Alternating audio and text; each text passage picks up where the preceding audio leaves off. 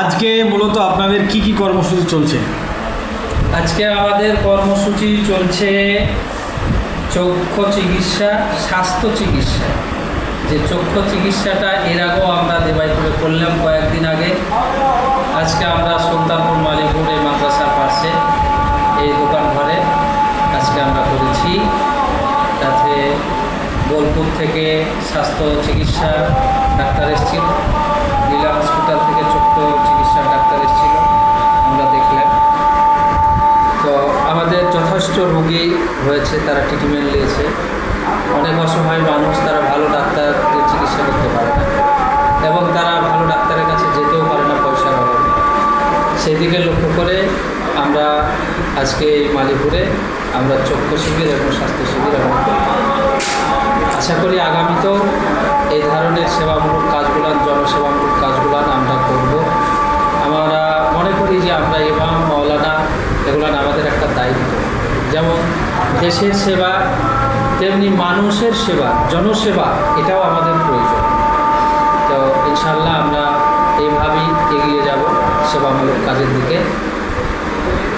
এছাড়াও তো এলাকাবাসী চাইছে যে এই ফ্রি চিকিৎসা ক্যাম্প যেটা আপনারা করছেন, সাধুবাদ জানাচ্ছেন, পাশাপাশি এই ক্যাম্পের আরও চাহিদা করছেন তারা ভবিষ্যতের জন্য। হ্যাঁ, তো ইনশাল্লাহ ভবিষ্যতে আবারও আমরা ক্যাম্প করব, অসুবিধা নয়। ডাক্তারবাবুদের সঙ্গে আমাদের পরামর্শ হলো, হয়তো আমরা শীতের আগে কিংবা শীতের মধ্যেও হয়তো একটা ক্যাম্প আবারও আমরা এই সুলতানপুর মালিপুরে।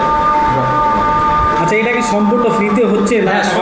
সম্পূর্ণ ফ্রিতে আপনার চিকিৎসা এবং সম্পূর্ণ ফ্রিতে যে স্বাস্থ্য চিকিৎসাটা হলো, সেখানে কিছু ওষুধও দেওয়া হলো এবং যে একটা চক্ষু অপারেশন করতে যে টাকাটা লাগে, একটা লেন্সের ক্ষেত্রে যে টাকাটা লাগে হয়তো 12,000 13,000, আমাদের ইমাম সংগঠনের খাতিরে সেটা আপনার 6,000 5,500-এর মধ্যে এটা করে দেওয়া হচ্ছে।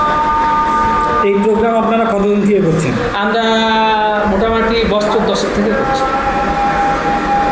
আজকে কারা কারা উপস্থিত হয়েছিলেন এখানে?